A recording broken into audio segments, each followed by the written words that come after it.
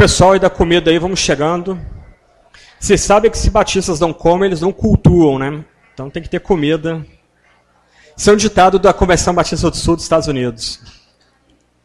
Tem que ter comida, mas isso é bom. Uma marca da igreja é comunhão, né? Então, pode trazer o lanche para a mesa aí, gente, sem estresse. Olha só, deixa eu dar uma palavra rápida aqui que não tem a ver diretamente com o que a gente está considerando, mas eu julgo importante aqui. Não são teólogos específicos que determinam a tradição. Isto é, eu sou fã de Agostinho, Calvino, Jonathan Edwards, mais 2 ou 3 escritores. Só que, se vocês me pedirem, olha, o que é o coração da tradição reformada? Então tem que apontar para os documentos da tradição reformada, e não os teólogos. Tá? Não é o indivíduo, não sou eu que determino o que a tradição crê, mas é o consenso que resume a fé da tradição. Então, eu sou filhote de catecismo. Todo ano eu volto ao catecismo. E eu releio ele, medito, tento estudar. E aí me pediram para indicar catecismos. Por quê? Porque alguns irmãos e irmãs aqui querem algum texto que seja baseado na tradição da igreja, mas seja um texto sintético que vá direto ao ponto. 3 indicações. Primeiro, Breve Catecismo de Westminster, tá? É um documento fundamental para a fé cristã. É quase uma mini teologia sistemática no sentido de ser dividido segundo o padrão das doutrinas principais da fé cristã. Já a segunda pergunta do catecismo já trata de Bíblia. Então é Bíblia, Deus, Deus o Pai, Deus Filho, Deus Espírito, pecado, salvação, aliança, etc. e tal. Depois tem a exposição do Decálogo e a exposição do Pai Nosso, o Credo dos Apóstolos oferecido no final como apêndice. Um catecismo muito legal, um colega meu viu um metodista se converter no mestrado em teologia por conta dele, é o Catecismo Menor de Lutero. Ele escreveu esse catecismo por causa da negligência dos pastores nas regiões onde a reforma luterana estava chegando. Então ele, depois de uma série de visitações, ele viu o que ele chamou de o estado miserável das igrejas recém-reformadas, e ele escreve esse documento pequenininho, texto bem pequeno, para ajudar os pais a educar os filhos da fé. Então você tem ali uma exposição do Credo Apostólico, a exposição do Pai Nosso, a exposição dos 10 Mandamentos, e depois algumas orações modelo para os pais ajudarem os filhos na oração no começo do dia, por proteção, a oração de gratidão pelo alimento recebido e a oração pela proteção dada ao final do dia. E, por último, o meu catecismo predileto, que é o Catecismo de Heidelberg. Ele é uma mistura da tradição luterana e da tradição reformada. Ele pega o melhor dos dois mundos. É essencialmente evangelístico e bem caloroso. A primeira pergunta dele é: qual o teu único conforto na vida e na morte? Nota, qual é o teu único conforto? Você não tem como se refugiar nos seus pais, na sua comunidade. O catecismo obriga que você responda quem te dá conforto, tanto na vida como na morte. E aí tem a resposta correta. Talvez nessa resposta, a segunda pergunta do catecismo, a primeira pergunta do catecismo, talvez uma das respostas que melhor resumam o que é a fé evangélica. Esse catecismo é a exposição do Credo Apostólico, dos 10 Mandamentos, também do Pai Nosso. Okay? Só que é uma exposição bem maior do que o Catecismo Menor de Lutero, mas não é tão completo e tão detalhado como o Breve Catecismo. Mas ele é mais devocional, mais pastoral e mais pessoal do que os outros dois. Os outros dois estão preocupados com a fé na igreja, a fé em casa, e aqui a sua fé diante de Deus e Cristo Jesus. Tá? Por isso é o meu catecismo predileto. Ele inverte a ordem calvinista típica, que o Decálogo é estudado quando se estuda a vida cristã. Nesses 2 catecismos, o Decálogo é estudado antes de falar do credo. Por quê? Porque em cima a lei é usada de forma didática. Aqui a lei, os 10 mandamentos, são usados de forma evangelística. Então, a lei humilha o pecador para depois levá-lo a Cristo. Aqui, o pecador convertido em estado a seguir a lei, como padrão da santidade. Então, são 3 documentos fundamentais para estudar teologia, especialmente para quem quer uma apresentação bem objetiva do que é mais central e essencial à fé cristã hoje, até para contrapor essas heresias presentes no nosso meio. E todos os 3 estão na internet. Você joga ele no Google, você tem o texto na íntegra na internet, você pode ler na internet, baixar para o seu computador, tira de HTML, joga para Word, você pode usá-lo diretamente da internet. Okay?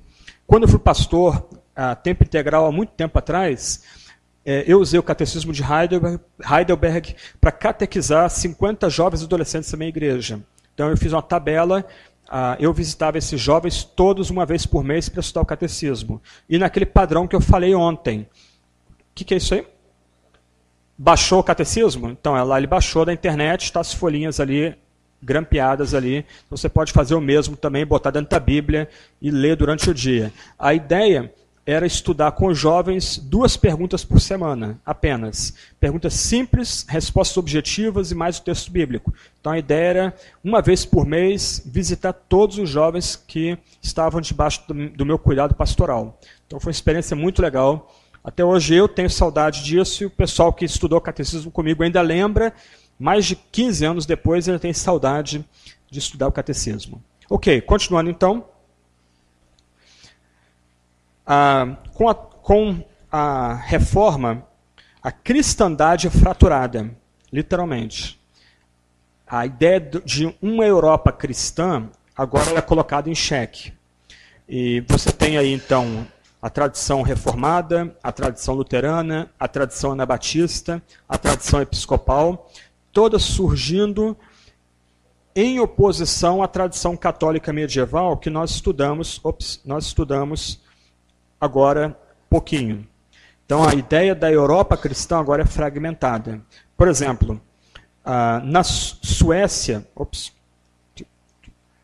não, estou fazendo atrapalhada aqui. Aí. Suécia, Dinamarca, Noruega, Finlândia e especialmente Alemanha, o luteranismo triunfou ali. O calvinismo, ou a tradição reformada, vai ser dominante no norte da Alemanha, mas também na Suíça, em grande parte da França, norte da Itália, Inglaterra, Escócia, País de Gales, mesmo Espanha e Portugal foram influenciados, Portugal foi influenciado pelos luteranos. Houve um núcleo de fé luterana em Portugal que foi rapidamente extirpado. Um dos líderes da reforma portuguesa foi assassinado em casa, inclusive, com provavelmente uma picareta, um golpe de picareta na cabeça. Ele foi encontrado morto dentro de como é que é o nome daquele negócio que tem em países frios, né? Lareira, isso, obrigado. Tico-teco hoje está nas travadas aqui. Então, foi encontrado morto dentro da lareira. E o escocês que trabalhava com ele teve que fugir para a Escócia e se tornou reformado e foi um dos líderes do movimento presbiteriano depois na Escócia. Então, os luteranos tendo alguma influência sobre os portugueses também. E a Espanha debaixo da influência reformada. Os anabatistas ficaram na Holanda, Polônia, partes da Suíça também, que foram muito fortes nesse meio. Os episcopais foram fortes na Inglaterra e partes da Escócia. E eu falei um pouco sobre eles na primeira parte do encontro hoje. Então, a tradição luterana também tem seu entendimento da relação da igreja com o Estado. Ela vai romper aquela síntese que nós vimos há pouco, o Papa sendo cabeça do Estado e da igreja, e o que ela vai oferecer do outro lado é uma divisão ou uma tensão, melhor dizendo, onde, de um lado, os reis e governantes, eles têm autoridade sobre o Estado e a igreja, mas, do outro lado, os concílios e bispos também têm autoridade sobre a igreja. Isso é um paradoxo não resolvido, e é o modelo da tradição luterana que vai vigorar até mesmo na idade contemporânea. Também na tradição luterana, especialmente na Alemanha, mas também na Suécia, na Noruega, na Dinamarca e na Finlândia, a igreja é um ramo do Estado. Tá? Então, nos impostos já estão incluídos os valores que o Estado vai determinar para a igreja. Se você é membro de uma igreja batista, chamada lá Igreja Evangélica Livre na Alemanha, ou se você é membro de uma igreja metodista ou pentecostal, então você tem que assinar um termo que garanta que você é membro dessa igreja livre, então seu imposto vem um pouco menor, porque não é cobrado, não é exigido do cidadão que não é membro da igreja luterana que ele pague imposto que vai ser usado para a manutenção daquela igreja e das faculdades ligadas àquela igreja. Deixa eu tentar ilustrar essa tensão aqui usando um episódio da Segunda Guerra Mundial. De um lado, as universidades, as forças armadas, os meios de comunicação, os sindicatos, todas essas instâncias apoiaram a ascensão do nazismo. Uma foto famosa dessa década negra na Alemanha, década de 20 e 30, época da República de Weimar, é uma pessoa com um carrinho de mão carregando uma pilha de marcos para comprar pães do mercado. Inflação altíssima, quem lembra do Sarney, né? Deve lembrar do que é inflação alta, batendo 80%, 90%, né? Os fiscais do Sarney, aquela loucura toda que foi a década de 80 aqui no Brasil. Então, nesse ambiente de caos social, convulsão social e caos econômico, o nazismo chega ao poder com apoio de todas as principais instâncias da sociedade civil. E grande parte da igreja apoiou a ascensão de Hitler ao nazismo, as igrejas voltaram a ficar lotadas, ficaram cheias de pessoas. Oswald Smith, autor do famoso livro Paixão pelas Almas, ele foi na Alemanha na década de 30, 33, 34, ele achou que ele estava vendo um avivamento cristão genuíno lá, mas uma ala chamada Igreja Confessante se opôs ao nazismo desde a primeira hora. Um dos líderes da Igreja Confessante foi um homem chamado Martin Niemöller. Na Primeira Guerra Mundial ele havia sido comandante de submarino da Marinha Alemã, na época era a Marinha Imperial, a Alemanha tinha o imperador Guilherme II, ele foi um comandante de razoável sucesso, afundou alguns navios da Primeira Guerra Mundial, só que no processo da derrota alemã, em 1918, ele se converteu e se tornou ministro do Evangelho. E quando o nazismo assume o poder na Alemanha, querendo comandar a igreja, por exemplo, expulsar os judeus do ministério, exigindo que a igreja excluísse os judeus da comunidade e outras atitudes loucas desse tipo, esse homem, Niemöller, se opôs ao nazismo. Ele se levantou contra o nazismo.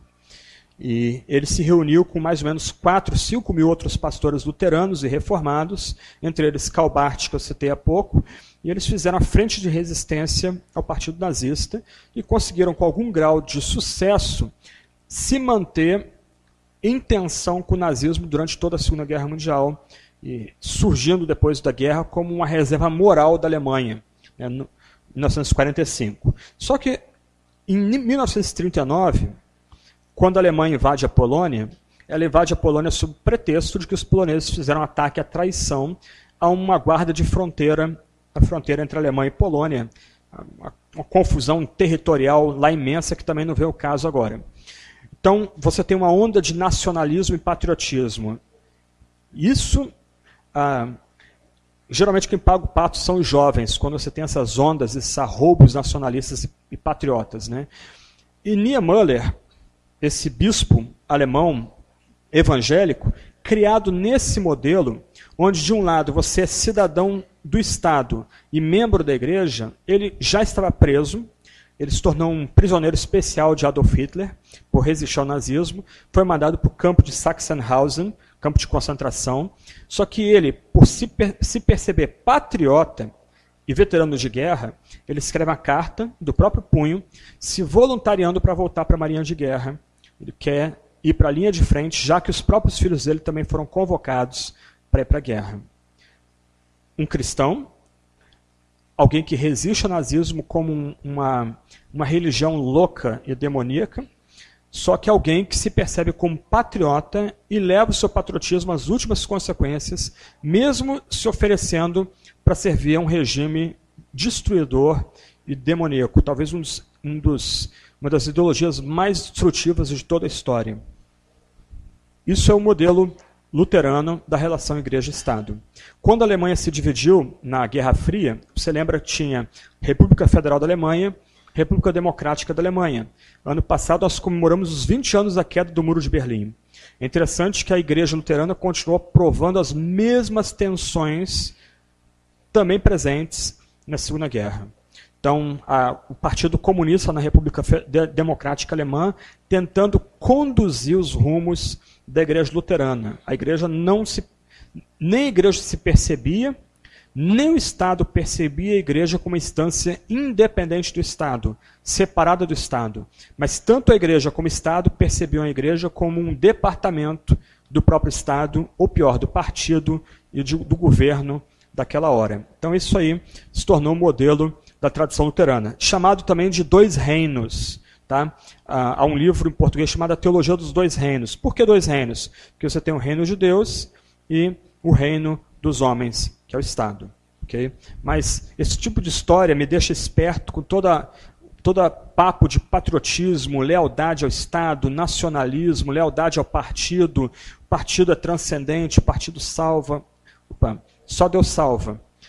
Primeiro mandamento, lembra? É axioma, é um comando teológico, uma ordem teológica. Não terás outros deuses diante de mim, nem mesmo partido ou Estado. Ok. Tradição reformada, então. Ou, desculpa, antes, na ordem, né, os reformados vão vir depois. Então, as tradições anabatista e batista. Só um ponto aqui, os batistas vêm da tradição reformada. Nós somos bisnetos de anglicanos, netos de presbiterianos, filhos de congregacionais. Tá? Isso é história, não tem como correr disso. Mas eu coloquei os dois lado a lado porque, em alguma medida, os batistas dependem da tradição anabatista. A tradição anabatista vai surgir na Holanda, é uma tradição fortemente separatista. Ela vai entrar em conflito tanto com luteranos como reformados. E o que a tradição anabatista privilegia, está meio quebrado aqui, né? Mas é uma separação radical entre a igreja e o Estado. São instâncias completamente separadas. O Estado é governado por reis e governantes que governam os cristãos. A obediência aqui é absoluta. Não se questiona a ordem do Estado. Do outro lado, ó, aqui a linha é uma linha preta, escura, separando o Estado da igreja. A igreja é dirigida por presbíteros e pela congregação. E a setinha aqui subindo e descendo, os cristãos também, porque são congregação, têm responsabilidade com a igreja. Aqui a seta só desce. É interessante que os anabatistas, aqui no Brasil, são os menonitas, o povo menonita. Eu sempre dei aula sobre tradição anabatista, na história da igreja, mas nunca tinha conhecido um menonita. Há uns 3 anos atrás, eu fui fazer uma viagem com o pessoal da editora Vida Nova, e está lá o gerente de vendas dele, Rogério, e o sobrenome dele é uma sopa de letrinhas, porque ele tem descendentes poloneses. Então, é um monte de consoantes e 1 ou 2 vogais. E aí, lá pelas tantas, a promotora de marketing da Vida Nova é assembleana, e eu conversando com ela, a gente falando sobre a igreja, tá? Ela fala assim, fulano, Rogério, estou citando o nome dele, mas é um grande amigo meu. Ele é menonita, e ele sabe dessa história, ele estava do meu lado. Né? Aí eu, você é menonita? Aí ele, sou presbítero da igreja menonita aqui de São Paulo. Tá? Aí eu virei para ele, posso fazer um negócio? Aí ele já me olhou meio desconfiado, eu cocei o queixo, posso tocar em você? Aí ele, por quê? Você é o primeiro menonita que eu conheço. Aí eu fui no ombro dele, pronto, finalmente toquei no menonita. A gente se tornou bons amigos, a gente sempre viaja junto. Algumas saídas minhas ele me acompanha também. Mas a ideia, por exemplo, principalmente dos menonitas do sul do país, é de uma completa separação do Estado. Então, algumas comunidades menonitas no Paraná, Mato Grosso do Sul, Goiás, eles vão viver completamente afastados dos grandes centros, sem polícia, às vezes sem energia elétrica e sem todos os benefícios da modernidade. Um problema sério começou a acontecer na década de 90, principalmente na fronteira com o Paraguai, que traficantes paraguaios começaram a ver esse tipo de subcultura presente no Brasil. Eles atravessavam a fronteira para assaltar os menonitas. Por quê? Porque eles entendiam que os menonitas não recorreriam ao Estado para sua proteção. Não sei quem que viu aquele filme A Testemunha com Harrison Ford. ele reflete uma comunidade Amish, que é muito próxima também dos menonitas. Se você lembrar, eles não têm armas, não têm defesa, eles vivem como se estivessem no século XVIII, século XIX, em algum país do leste europeu. Já os batistas têm uma posição diferente. Aqui ficou errado a linha. A linha tinha que ser pontilhada e não uma linha reta, tá? Então tinha que estar toda pontilhadinha aqui. Até na teologia sistemática está errado também. Por quê? Porque os batistas entendem que Deus estabelece o Estado e a igreja, entendem que os cristãos, olha a setinha diferente aqui, ó. Os cristãos podem servir ao Estado, interagir com o Estado. Os cristãos podem servir forças policiais, forças militares, podem se candidatar a cargos públicos, podem servir como juízes, promotores, mas são instâncias diferentes. Tá? Por isso que, no passado, quando os batistas eram um pouquinho mais sólidos, não seria tolerado que um político desse uma palavra num púlpito. O político não seria nem destacado naquele culto. Se alguém quisesse distribuir santinhos, ele seria convidado a distribuir aqueles santinhos da porta da igreja para fora. Por quê? Porque se entendia que o Estado é uma instância ordenada por Deus, mas que não pode ser misturada com a igreja. São instâncias distintas. Okay? Se tem um candidato aqui, tem um membro da nossa igreja que é candidato a um cargo no pleito para vereador, deputado. Ele quer falar na igreja? Legal, vamos fazer uma reunião à parte das reuniões de culto e vamos trazer mais um outro candidato para que haja pluralidade e eles possam debater aqui. Pelo menos eu fui criado assim. Igreja Batista, quando eu era adolescente, meu pastor fazia isso. Mas eu me lembro, isso eu vi, presenciei, alguém veio com um monte de santinhos, ele falou, não, olha, do portão para fora você fique à vontade, mas do portão para dentro você não vai distribuir santinhos aqui, aqueles folhetinhos para buscar votos. Então essa tem sido a posição batista típica desde a época da pós-reforma, desde a época do movimento puritano. Um componente aqui é que essa posição também se tornou uma marca da tradição batista, até porque quando os batistas surgiram, geralmente eles eram muito pobres e com pouco acesso aos centros de poder. Então, de um lado, eles queriam valorizar os centros de poder, porque eles entendiam que Deus estabeleceu a autoridade temporal, mas não permitindo o governante se meter em assuntos da comunidade cristã ou da igreja local. Ok? Então, isso aqui são os modelos anabatista e batista. Indo um pouquinho além... Opa, estou apanhando aqui. Ok, tradição reformada. Aí você tem aí uma mudança bem diferente, tanto do modelo luterano, como do modelo anabatista e batista. Nota que as duas instâncias, igreja e Estado, estão debaixo da mesma esfera, quer dizer, o mesmo retângulo, né? Mas a ideia é que igreja e Estado são ordenadas por Deus, são percebidas como instâncias que Deus ordena, só que, de um lado, quem dirige a igreja, para cá, são sínodos e presbíteros. Quem dirige o Estado é o rei ou os governantes. E a igreja coopera com o Estado naquilo que o Estado faz bem, e, do outro lado, o Estado coopera com a igreja na proclamação da palavra. Ponto. Essa era a posição da reforma do século XVI e XVII, que ainda se pensava em termos de cristandade ou sociedade cristã. Então, a ideia original de Calvino é que, ainda que igreja e Estado sejam autônomas e separadas, o Estado é ordenado por Deus para preservar a pureza da igreja e para a igreja poder pregar a palavra. De outro lado, a igreja vai ajudar o Estado por meio da correta pregação da palavra, de tal forma que o Estado seja justo e cristão. Só que isso é legal no mundo das ideias, no mundo ideal, porque na prática a coisa foi um pouco diferente. Tá?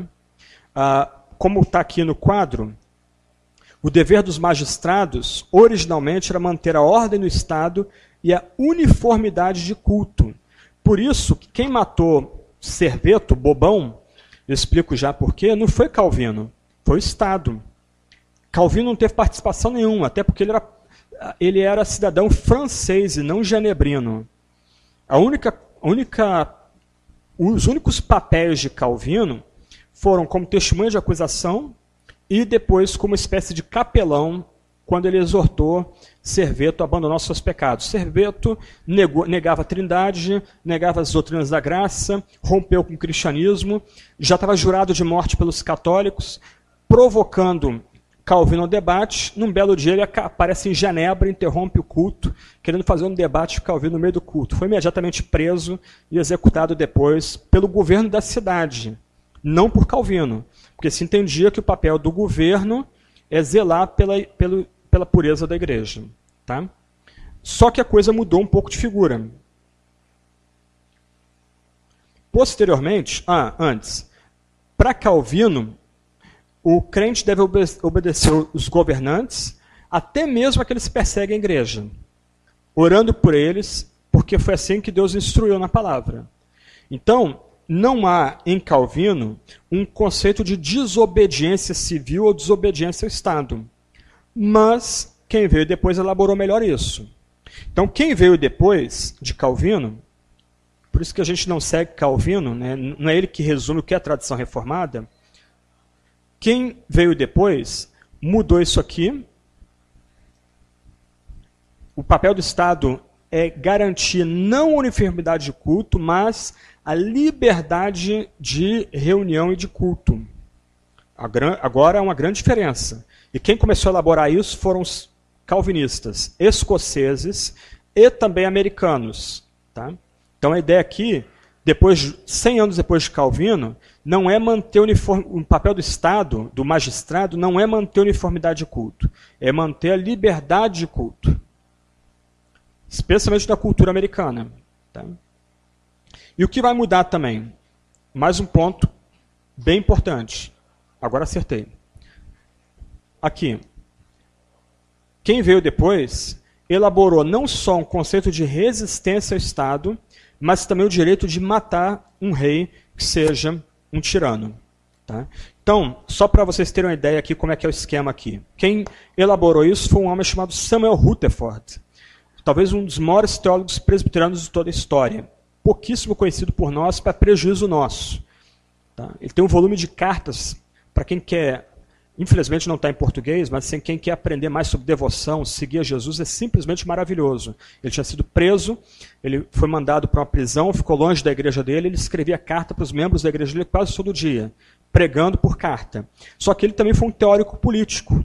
Então, para ele, por exemplo, quais são as 3 etapas da resistência ao Estado? Primeira etapa, se o Estado toma uma medida que seja anti ou contrária à Sagrada Escritura, que é o juiz último, a autoridade final, o crente tem o direito de fazer um pleito e exigir uma resposta clara ao seu pleito por parte dos magistrados.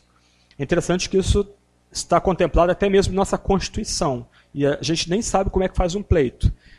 O pleito exige, há uma exigência implícita no pleito de que os magistrados, senador, vereadores, deputados, eles respondam àquele pleito. É uma obrigação pela Constituição. Mas isso foi criado por quem? Por um teórico reformado. Okay? Segunda etapa da resistência ao tirano. Se o pleito não é satisfatório ao cristão, esse tem a opção de se mudar, de ir para outro país, outra localidade. Por isso que a França, que chegou a ter mais ou menos 30% da sua população como evangélica, começou a migrar para a Holanda, para a Inglaterra e principalmente para os Estados Unidos e para a Alemanha. Tantas perseguições, tantas guerras religiosas, os crentes cansaram, não tem como vencer, vamos embora. Essa é a segunda etapa. Então a segunda opção, ao resistir ao tirano, é mudar de localidade. Você não gosta do prefeito, não gosta do governador, tentou pelos meios legais mudar a posição dele, não conseguiu, beleza, você tem a opção ainda de mudar, liberdade de sair da sua localidade e começar a sua vida em outro canto. Foi o que os puritanos fizeram quando começaram a migrar para a América também, fugindo da perseguição religiosa no século XVII na Inglaterra. Terceiro nível da resistência ao Estado. Recorrendo aos chamados magistrados inferiores, vamos ilustrar aqui, a vereadores evangélicos deputados evangélicos, senadores evangélicos, que entendem o risco da hora, o cristão pode se reunir como milícia, constituir uma força armada e se rebelar contra o Estado. E foi isso que aconteceu na Inglaterra no século XVII.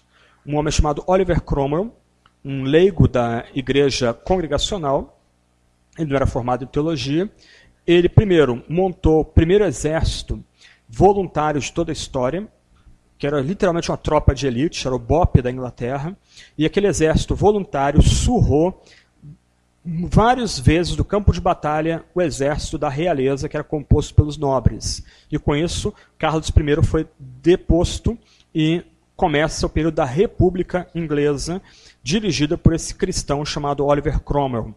Você tem duas biografias muito boas dele em português, uma publicada pela Record, outra pela Companhia das Letras. Só que tem mais um ponto aqui. Direito ao tiranicídio, de você matar um ditador ou um rei que se torna um déspota. E foi isso que os puritanos fizeram para horror de toda a Europa. A ideia que se tinha é que o rei ele é o especial filho de Deus e Carlos I havia sido deposto no meio da Guerra Civil, mas a ideia era fazer uma limpeza nas instâncias inferiores do parlamento inglês e restaurar Carlos I ao reinado dele. E Cromwell voltaria para sua fazendinha. Ok, qual a surpresa quando um grupo de soldados puritanos descobre numa casa na Inglaterra uma série de cartas em que o rei da Inglaterra está pedindo para que um parente seu da Casa Real da França, católica, invada a Inglaterra para instaurar a monarquia e o catolicismo. Está ali a correspondência. Foi provado que aquela correspondência era do rei, Carlos I. Aquela correspondência estava sendo trocada com a rainha da França, que era, se não me falha a memória, prima ou irmã da esposa do rei da Inglaterra. E os puritanos julgaram aquele rei e ele foi decapitado por conta do crime de lesa pátria. Primeira vez na Europa, um rei é executado.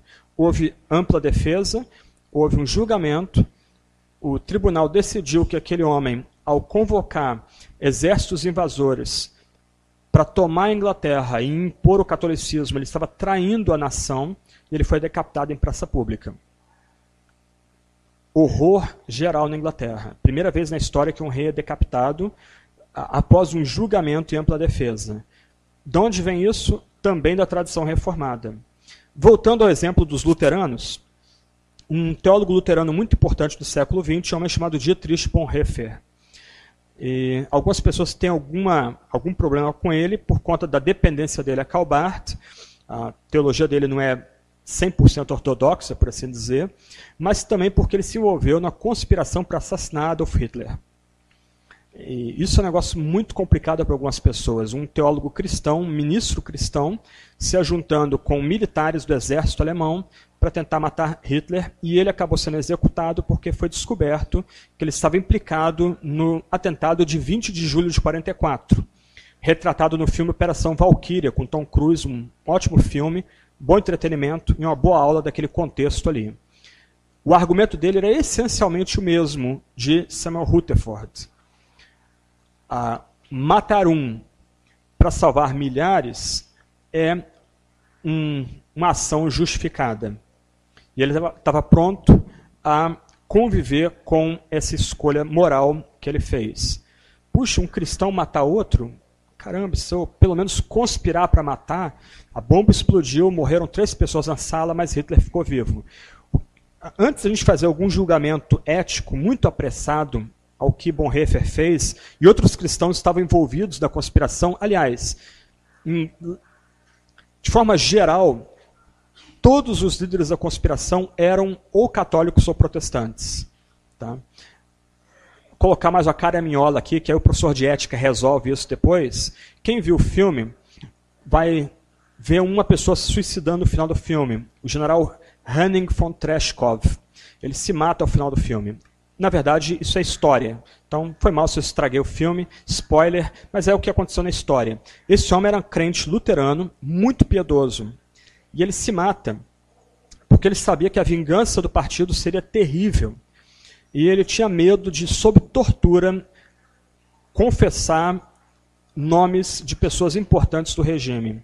Então ele preferiu dar a sua vida em vez de entregar seus adversários. Para quem está ficando meio embananado com isso, lembra o que Sansão fez. E lembra que Sansão é contado como um herói da fé. Então refreia o seu julgamento um pouquinho, suspende o julgamento para estudar um pouco mais isso em ética cristã e com um professor. Aí fica uma bomba relógio para o professor de ética cristã resolver depois. Mas o ponto de Bonhoeffer era essencialmente o mesmo ponto dos puritanos.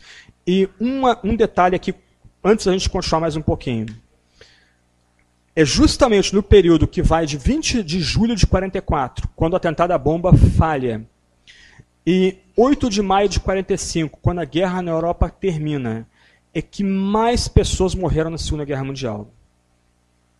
Aí a pergunta que fica é, o que teria acontecido se Hitler tivesse sido morto em 20 de julho? Quantos não teriam sido poupados? Quanta miséria não teria sido evitada nesses meses finais da Segunda Guerra Mundial? Tá?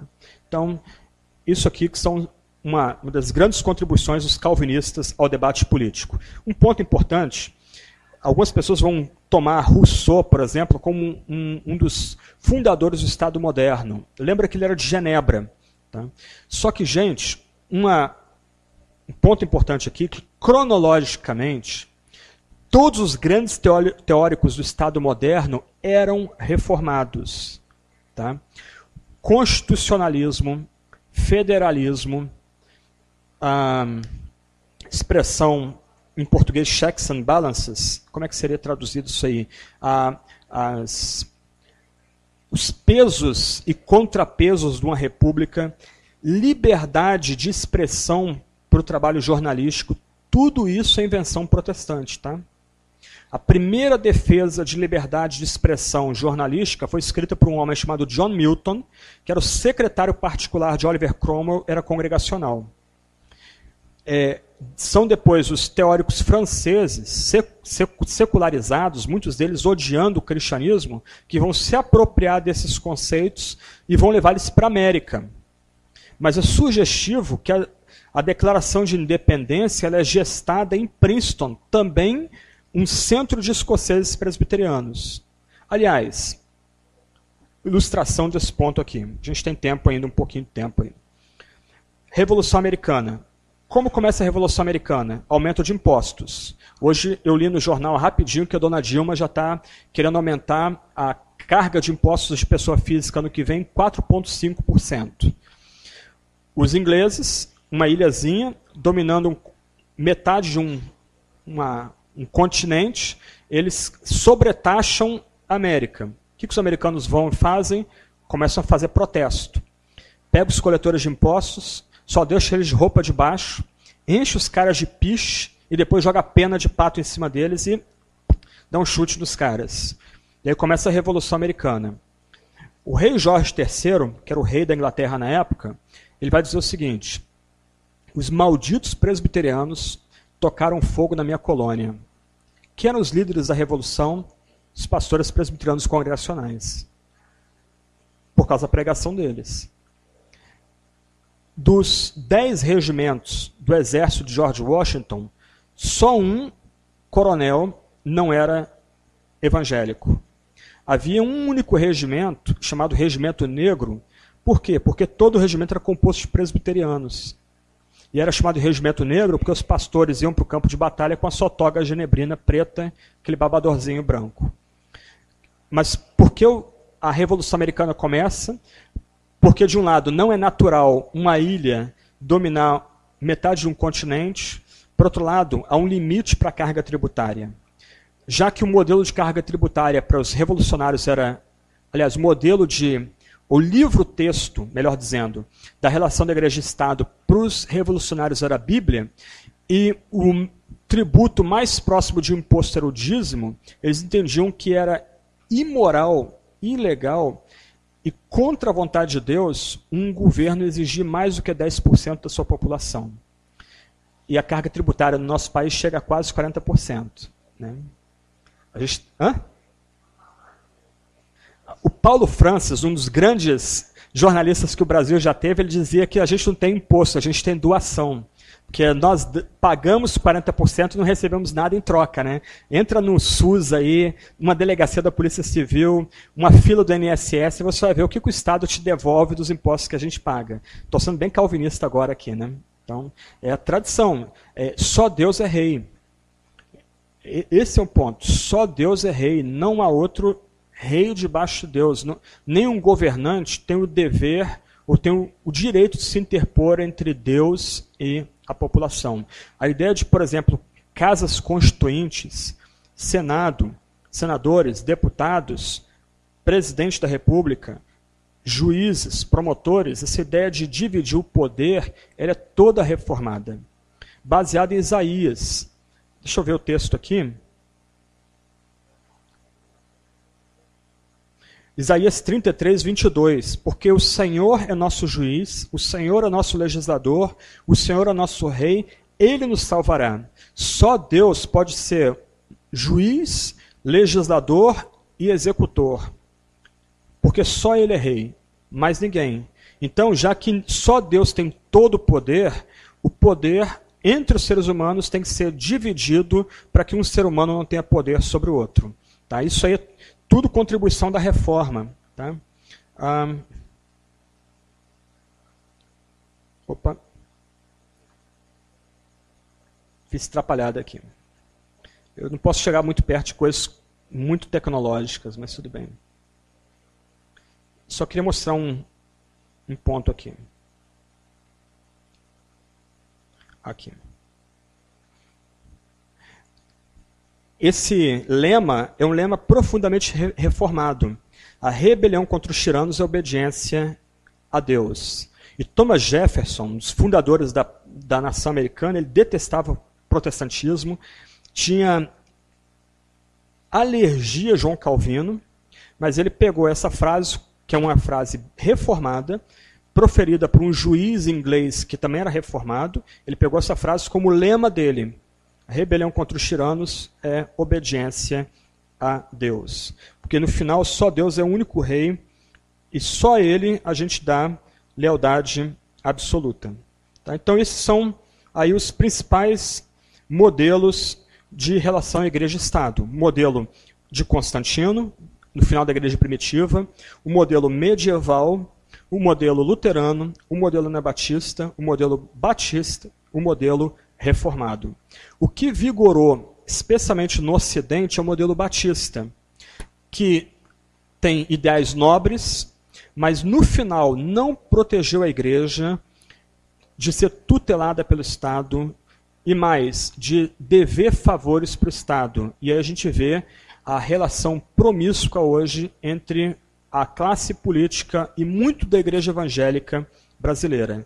O interesse, via de regra, de muitos políticos evangélicos é simplesmente conseguir tijolo para a igreja, isenção de algum tipo de taxa, rádio, televisão e mais nada. Se ganhou voto, ele se vê na liberdade de fazer o que quiser nos centros de poderes de decisão, inclusive tomando decisões muitas vezes contrárias à fé cristã.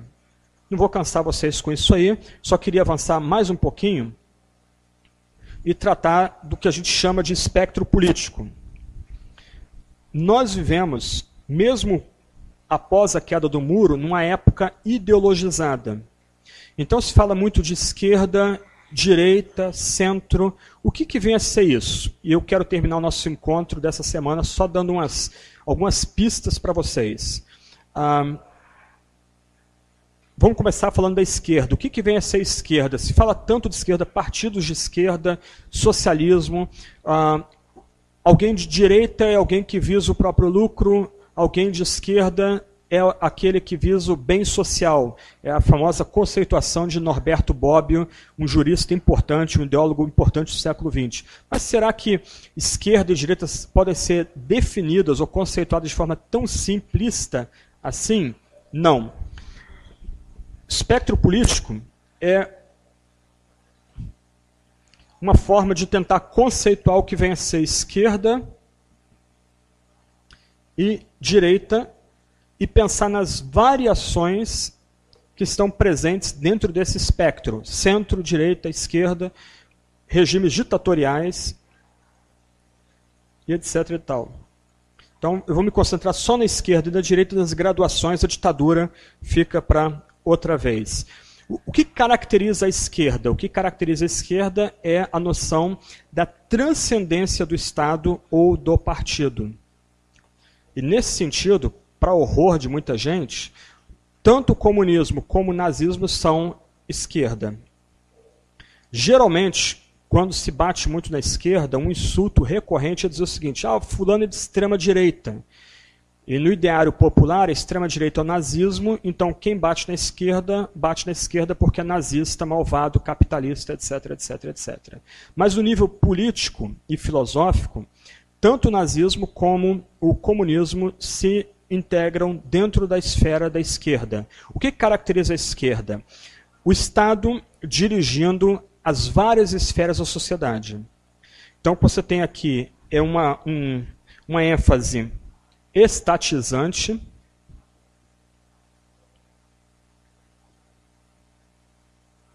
na medida que o Estado se arroga transcendência, quer dizer, o Estado é maior do que as pessoas, o partido é maior do que o coletivo, maior do que os indivíduos, o Estado é um guarda-chuva acima de tudo e todos, e esse Estado se entende no direito de regrar cada esfera da sociedade.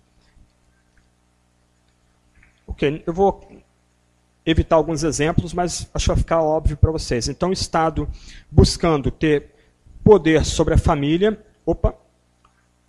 regular as relações familiares, como, por exemplo, ECA, o Estatuto da Criança e do Adolescente, Lei da Palmada. Então, o Estado se vê no direito de se imiscuir na esfera da família. O Estado se vê como o patrono da escola, e não só da escola, mas o próprio currículo da escola, microgerenciando até o que se leciona em sala de aula. O Estado patrocina as artes. Aqui no Brasil, né, nós temos aí uma parte do imposto sendo dado para fomentar a cultura, só que do outro lado a cultura geralmente apoia a política ou ideário do Estado. O Estado regula as relações trabalhistas e se entende como aquele que determina como devem se portar patrões e empregados. E o Estado, como no PLL 122, se vê também no direito de determinar não só o culto, mas a própria pregação da igreja também no campo da ética e da moral. Então, por exemplo, eu falei do nazismo há pouco. O nazismo tomou o poder na família. A ideia é que as mães alemãs devem procriar e ter filhos para apoiar esse novo partido. O Estado, no nazismo, determinava até mesmo como a escola deveria ser estruturada. Já na década de 30, grande parte das universidades eram fortemente antissemitas. Somente reitores e diretores fossem membros do partido nazista poderiam ser diretores das universidades alemãs. O Estado patrocinando a arte. Isso é um tópico famoso de estudo no campo do nazismo, o tipo de idealização da família, da mulher, do homem, patrocinado pelo Estado por meio da arte.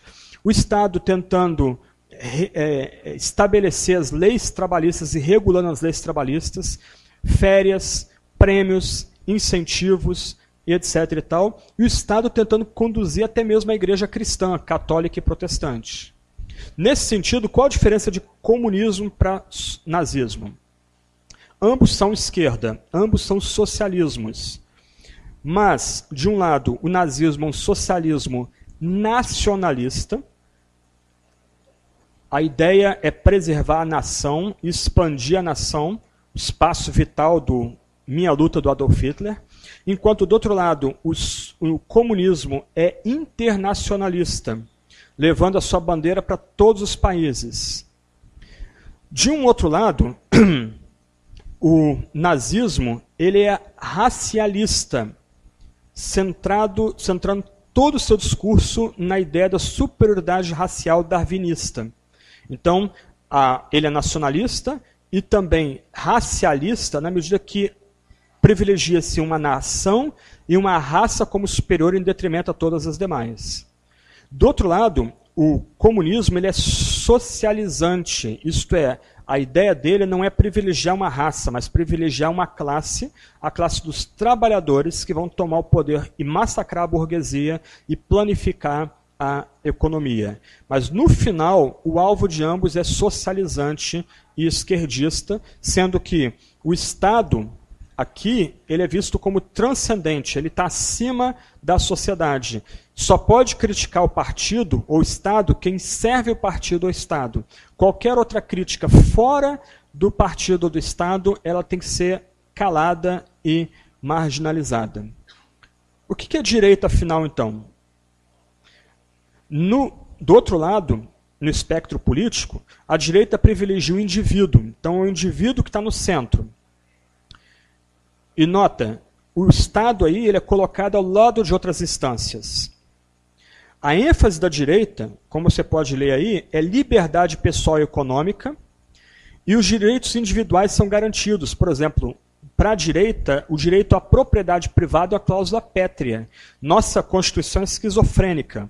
Ao mesmo tempo, ela defende a propriedade privada, do outro lado, ela também fala de forma insinuante da função social da propriedade. Quer dizer, alguém pode ter sua propriedade desapropriada por conta do bem comum ou do bem da sociedade. Então, você tem essa tensão não resolvida dentro da Constituição de 88. Os limites para a direita são respeito à vida, propriedade e liberdade dos demais. Um exemplo de direita aqui é a Constituição Americana de 1776.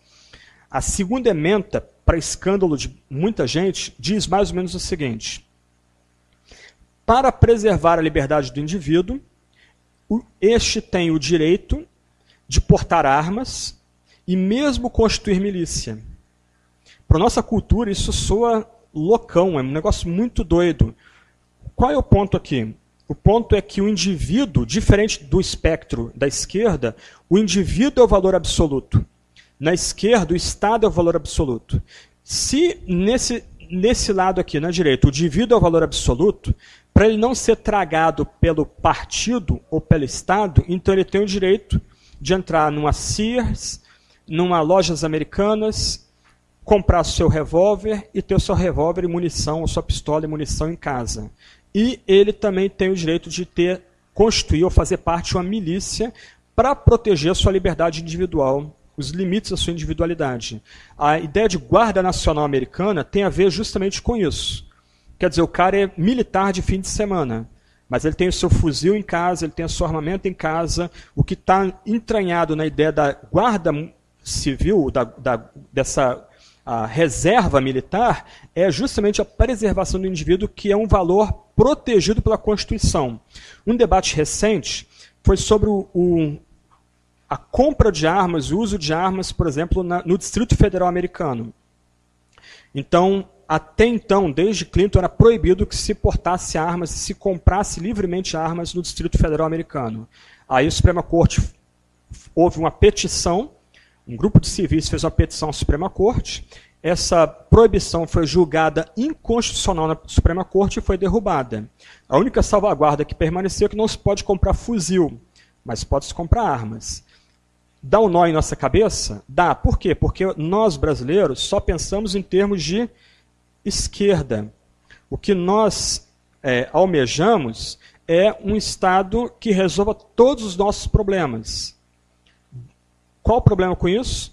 É que quando nós acordamos, o Estado está presente em todas as esferas, tentando se imiscuir em todas as esferas, até mesmo em aulas de educação sexual. Então, um escândalo recente lá em São Paulo é que alguns professores da rede estadual começaram a levar, inclusive, objetos sexuais para a sala de aula, para dar aula para crianças de 8, 9, 10 anos com esses objetos pornográficos. Mas por quê? Porque o Estado se vê no direito de entrar na esfera privada, uma esfera que era apenas para a família. Agora em São Paulo, Belo Horizonte também, Brasília, alguns pais lutando na justiça para educar os seus filhos em casa. Na direita, entende-se que a educação é um dever da própria família. A educação é algo que deve começar em casa. Para a esquerda, o Estado é que tem o dever de tutelar até a educação. para encerrar esse ponto aqui,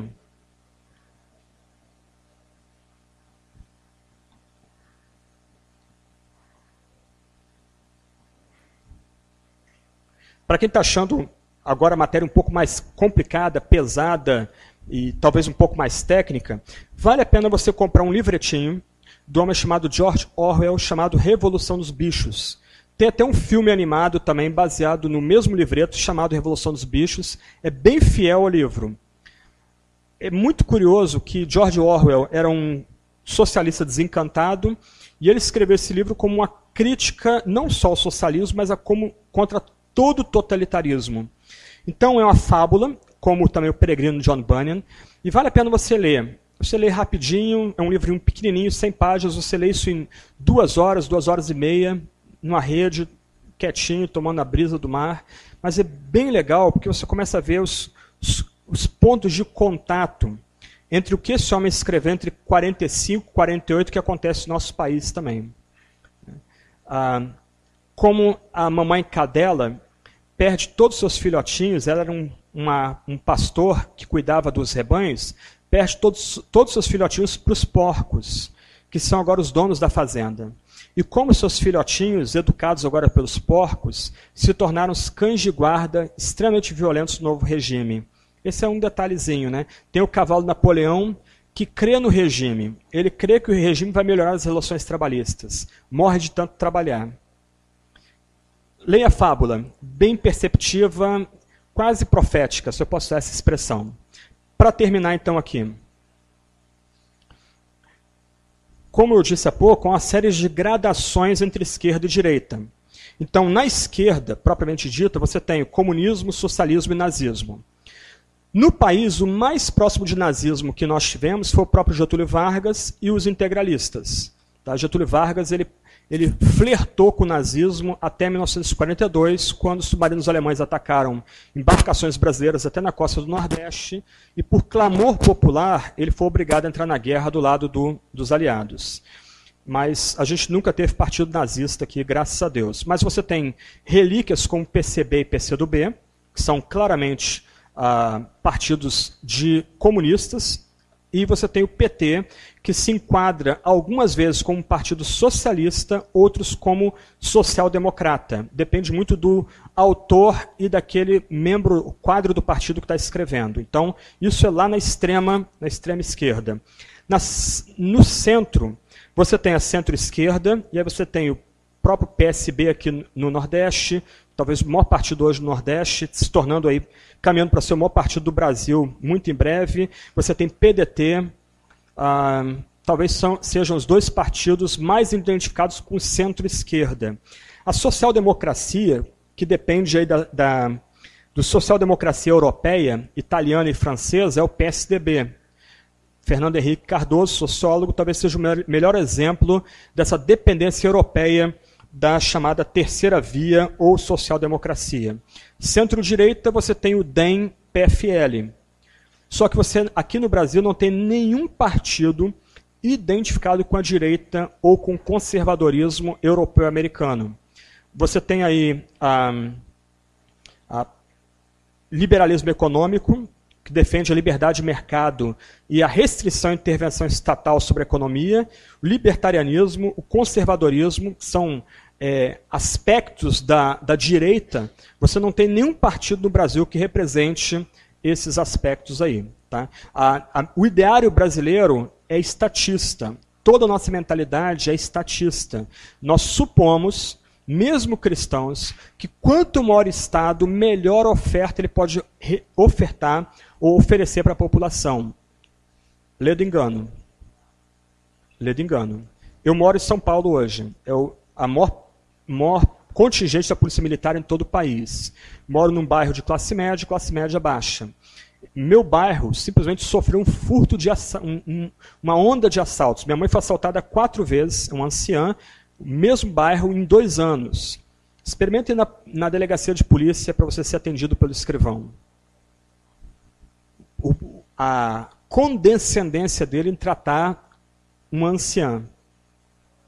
Insultoso. Experimenta entrar numa fila do INSS. Experimenta entrar na fila do SUS para uma operação de emergência. Experimenta ter que depender de algo que o governo ofereça. Correios era um orgulho da nação. Olha como o Correio está hoje. Eu dependo de correspondência.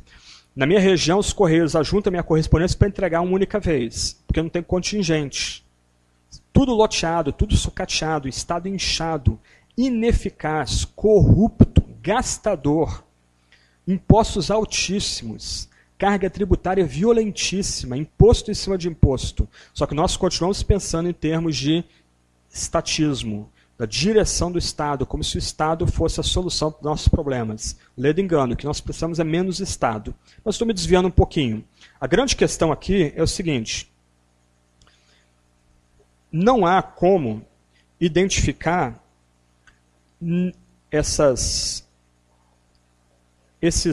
Opa, estou avançando demais aqui. Não há como identificar nenhum desses dois espectros com a posição cristã. Algo muito comum em nosso país, principalmente pessoas ligadas à esquerda, até pregadores famosos da nossa nação que servem ao governo, é identificar a agenda da esquerda com a agenda do evangelho. Então eles compram todo o pacote e muitas vezes levando isso para o púlpito. E as pessoas, porque hoje não conhecem mais Bíblia, têm pouco discernimento bíblico, recebendo aquilo como se aquilo fosse parte da mensagem do evangelho. O que as pessoas estão fazendo, na verdade, é trocando o evangelho por uma outra mensagem. Nós não podemos confundir a instância da igreja e a instância do Estado. A pessoa quer fazer política, quer ser da esquerda, tem toda a liberdade.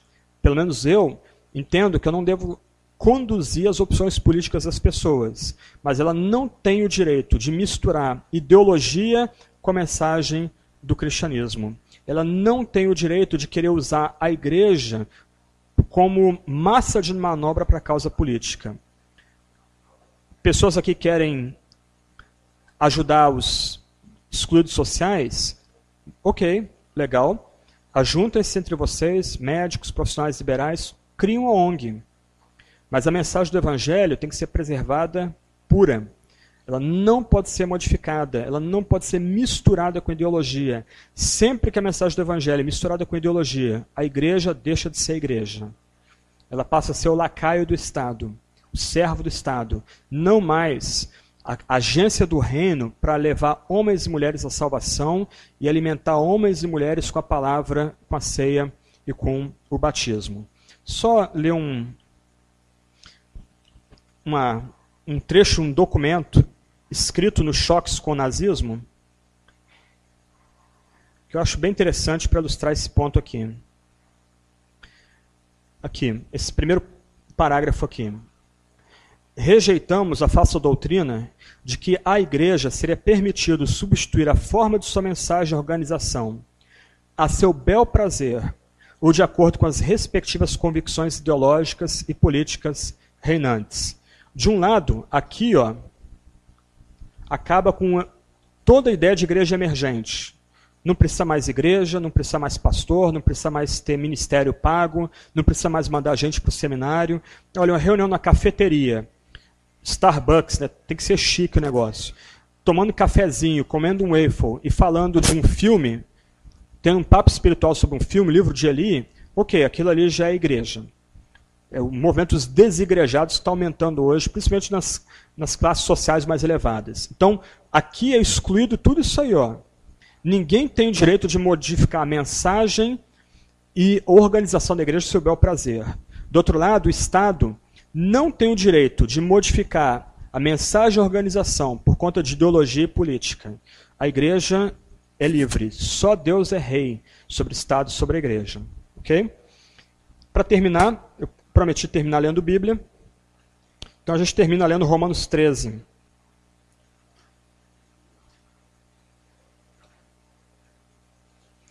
Versos 1 até 7.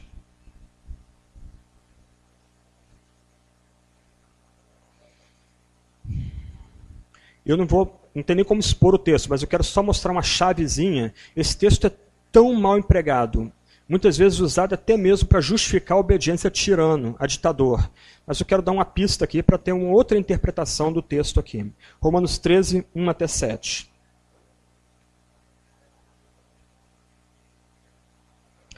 todo homem esteja sujeito às autoridades superiores, porque não há autoridade que não proceda de Deus, e as autoridades que existem foram por ele instituídas. De modo que aquele que se opõe à autoridade resiste à ordenação de Deus, e os que resistem trarão sobre si mesmos condenação. Porque os magistrados não são para temor por quando se faz o bem, e sim quando se faz o mal. Queres tu não temer a autoridade? Faz o bem e terás louvor dela. Visto que a autoridade é ministro de Deus, a mesma expressão usada para falar do pastor e do presbítero, tá? A autoridade é ministro de Deus para teu bem. Entretanto, se fizeres o mal, teme, porque não é sem motivo que ela traz a espada, pois é ministro de Deus, vingador, para castigar o que pratica o mal. É necessário que lhe estejais sujeitos, não somente por causa do temor da punição, mas também por dever de consciência. Por esse motivo, também, pagais tributos, porque são ministros de Deus, atendendo constantemente esse serviço. Pagai a todos o que lhes é devido, a quem tributo, tributo, a quem imposto, imposto, a quem respeito, respeito, a quem honra, honra. Primeiro ponto aí da passagem. Deus não estabelece o indivíduo. Deus estabelece a autoridade. Então nós respeitamos a autoridade como estrutura. Nós respeitamos as divisões de poder. Nós respeitamos o Congresso. Nós respeitamos a presidência. Nós respeitamos os juízes. É isso que Deus estabeleceu. Como eu sei que essa autoridade é boa e deve ser honrada? Quando ela protege o bom contra o mal. Quando ela faz o mal temer. Nota que é uma causalidade ali. Nós não honramos qualquer autoridade. Nós não somos vassalos de qualquer autoridade. Nós honramos a estrutura, posto que é ordenada por Deus, e nós honramos essa estrutura porque ela é dada para a proteção do bom contra o mal. Ela é espada para o que o mal, para o que o criminoso fascina tema. Quando essa autoridade deixa de ser esse estado protetor e vingador, ele já deixou de ser autoridade dada por Deus, a gente pode se insurgir contra ele. Importa antes obedecer a Deus e não os homens. E quando a gente paga imposto? Quando esse estado protege o bom contra o mal. A ordem para pagar imposto não é ordem absoluta. Nós ofertamos nossos impostos, nós damos nossos impostos quando essa autoridade cumpre aquilo que lhe é determinada. Proteger os bons cidadãos, proteger os inocentes, proteger o órfão e a viúva, proteger o fraco contra o malvado, contra o criminoso. E o Estado sendo, então, o vingador daqueles que caem nas mãos dos criminosos. É por isso que a gente paga imposto. É isso que o texto está dizendo. Então, o texto de Paulo não é dado para nós honrarmos facínoras, ditadores, gente sórdida que quer simplesmente sugar o melhor da nação. O texto é dado para nós honrarmos a estrutura, que é ordenada por Deus. E honramos essa estrutura quando ela cumpre aquilo que Deus estabelece, que é a proteção dos bons cidadãos contra os malvados. Daí a gente paga imposto. Vamos orar, e aí o pastor Cleiton está com a palavra.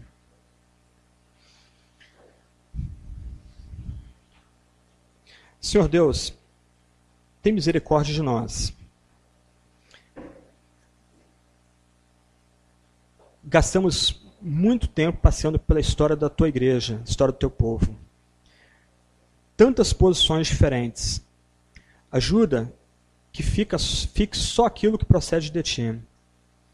E mais do que isso, desperta-nos a voltar à tua palavra, tua santa palavra, para buscar direção nesses tantos temas e tópicos que ouvimos aqui. Ó Deus, que a gente fique firme em tua palavra inspirada, a palavra sem erro, a palavra dada por ti mesmo. Que a nossa mente seja expandida para termos uma visão da tua glória, para contemplarmos a beleza que tu tens em ti mesmo, ó Deus, Pai, Filho e Espírito Santo. Ajuda-nos a apreciar a tua santa graça, ao mesmo tempo que reconhecemos nossa pecaminosidade e miséria. Ó Deus, ajuda-nos a ser igreja de verdade, nesse país, nesse tempo. Ajuda-nos a não sermos cativados pelo canto da sereia, mas ficarmos firmes, pregando a tua palavra e administrando corretamente a ceia e o batismo, os santos sacramentos que o Senhor mesmo deu a nós. Ó Deus, ajuda-nos a ser igreja de verdade. É o que te pedimos no nome de Cristo. Amém.